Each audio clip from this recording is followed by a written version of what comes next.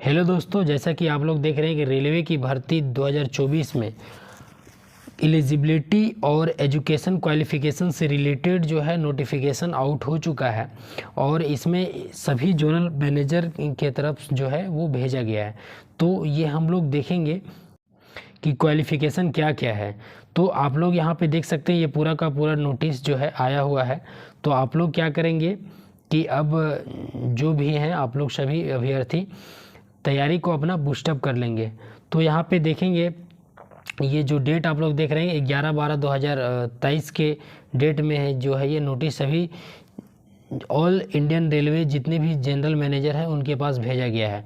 तो यहाँ पे आप लोग देख सकते हैं और सब्जेक्ट में यहाँ पे क्या लिखा गया है, clarification regarding minimum prescribed education qualification for direct recruitment to the post of ALP in level 2। तो जैसा कि आप लोगों को मालूम है कि लेवल 2 का पोस्ट होता है ALP और इन लोगों के लिए इसी पोस्ट के लिए क्या है कि जो डायरेक्ट रिक्रूटमेंट मतलब ओपन भर्ती आने वाला है और इसका एजुकेशन क्वालिफिकेशन क्या होगा ये सारा कुछ यहाँ पे दिया गया है।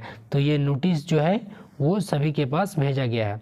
यहाँ पे देखिए क्या लिखा हुआ, attention to invited to board एवहब रिफर्ड डेटेड रेटल number 8/7/2023 vide which a had be clarified that instruction content in board's letter under reference number इतना डेटेड 19/10/2015 स्टिल होल्ड गुड। तो जो रेफरेंस नंबर 19/10/2015 के तहत जो लिया गया था लेटर नंबर वो और 28/7/2023 में यहाँ पे एक नोटिस भेजा गया था तो उसके तहत ही ये नोटिस है। तो नेक्स्ट आगे हम लोग कि ये जो नोटिस है वो सभी के पास एक कॉपी जो है यहाँ पे आप लोग देख सकते हैं कि लिखा हुआ है। तो इन सभी के पास जो कॉपी है वो भेज दिया गया है। तो वैकेंसी भी आप लोगों को बहुत ही जल्द देखने को मिलेगी। तो यहाँ पे हम बात करेंगे कि क्वालिफ़िकेशन क्या होने वाला है।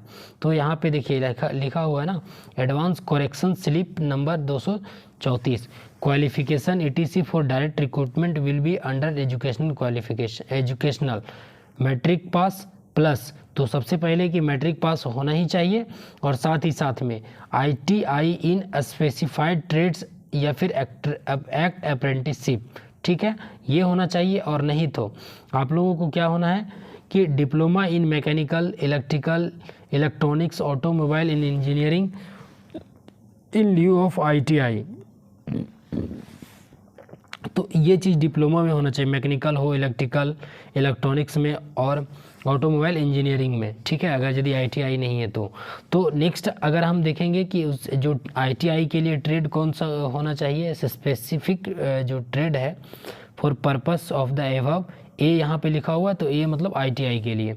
तो यहाँ पे दिया हुआ देखिए जैसा कि क्या है कि फिटर, तो आप लोग यदि फिटर से किए हैं ITI, इलेक्ट्रीशियन से इंस्ट्रूमेंट मैकेनिक, मिल राइट, मेंटेनेंस मैकेनिक और मैकेनिक रेडियो एंड TV से अगर यदि भी किए होंगे, इलेक्ट्रॉनिक्स मैकेनिक मोटर व्हीकल से, वायरमैन ट्रैक्टर मैकेनिक से, आर्मेचर एंड कॉइल विंडर। उसके बाद आप लोग देख सकते हैं इधर कि मैकेनिक डीजल से, हीट इंजन और टर्नर, और यहाँ पे मैकेनिस्ट, और यहाँ पे आप लोग देख सकते हैं कि रेफ्रिजरेशन और AC मशीन। तो टोटल यहाँ पे 15 को ऐसा ट्रेड है जो ALP के लिए एलिजिबल है अगर यदि आप लोग इससे ITI किए होंगे तब, ठीक है। और यहाँ पे जैसे कि कारपेंटर है, वेल्डर है, तो इन लोगों के लिए नहीं दिया गया है। ये सिर्फ और सिर्फ अभी ALP का जो है एजुकेशन क्वालिफिकेशन दिया गया है जो ITI कि कौन कौन सा ट्रेड होना चाहिए। Combination of various stream of trade engineering disciplines from a recognised institutes in lieu of ITI will be allowed. अगर इसके अलावा अगर यदि कॉम्बिनेशन जैसे कि टर्नर है और मैकेनिस्ट है तो इससे बना अगर कोई एक नया सब्जेक्ट बनता है तो उसके माध्यम से अगर यदि आप लोग ITI को ट्रेड किए हुए तो इसको भी यहाँ पे मान्यता होगा, ठीक है। तो ये चीज़ लिखा हुआ है।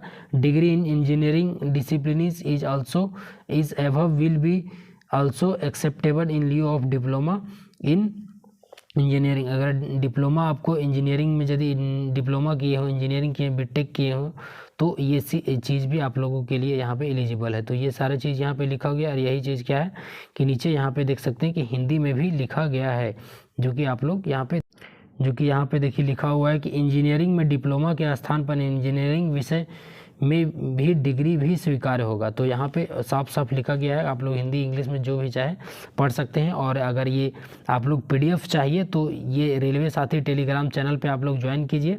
और चैनल पे नए होंगे तो चैनल को सब्सक्राइब करके बेल आइकन को प्रेस कर लीजिए, क्योंकि रेलवे से ही आप लोगों को रिगार्डिंग्स इसमें नोटिफिकेशन जो आएंगे उसके अपडेट्स आप लोगों को मिलेगा।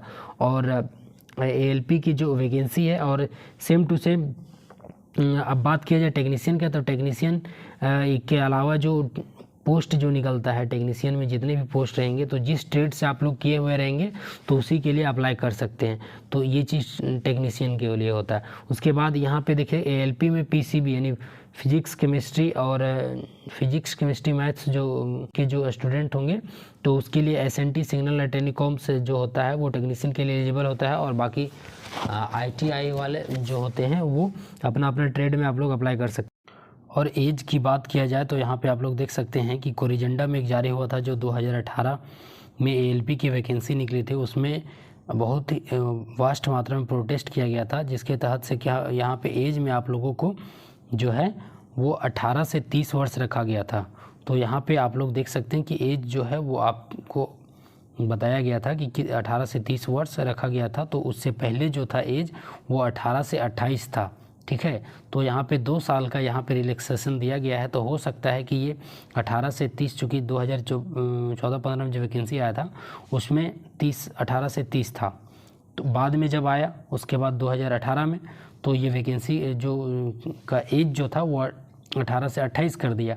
तो वापस से कोरिजेंडा में एक आया आंदोलन करने के बाद तो 18 से लेकर के 30 कर दिया। तो इस बार भी उम्मीद है कि 18 से 30 रहे, या फिर जो कोविड का पीरियड रहा, या फिर पिछला वैकेंसी आया था 2018 में और अभी वैकेंसी आएगा 2024 में, तो 6 साल का गैप है। तो हो सकता है कि 2 या 3 साल का और भी इसमें आप लोगों को छूट दिया जाए। तो ये उम्मीद है। और धीरे धीरे करके आप लोग को अब ग्रुप D, NTPC और टेक्नीशियन, साथ में JEE और SSC सभी की पोस्ट और RPF सभी की जो है वैकेंसी देखने को मिलेगा, चूँकि जो है आप लोगों का इलेक्शन बहुत ही नज़दीक है। और आप लोगों को जैसा कि मालूम है कि नज़दीक जब इलेक्शन आता है तभी रेलवे में वैकेंसी भर के आता है। और वैकेंसी भी थोड़ा नहीं आएगा, वैकेंसी आएगा तो हज़ारों की संख्या में वैकेंसी आएगा, ठीक है। जैसे कि अगर ALP की बात कर लिया जाए तो करीबन कम से कम 25 से 30 हज़ार आएगा। इसी तरीके से ग्रुप D का वैकेंसी आएगा 40 से 50 हज़ार के आसपास। NTPC का वैकेंसी भी, टेक्नीशियन का जो वैकेंसी आएगा वो भी हज़ारों की संख्या में आएगा। तो तैयारी आप लोग करते रहें और वैकेंसी आना तो तय है। अभी तक आप लोग वीडियो को चैनल को सब्सक्राइब नहीं किए हैं तो सब्सक्राइब कीजिए, क्योंकि ये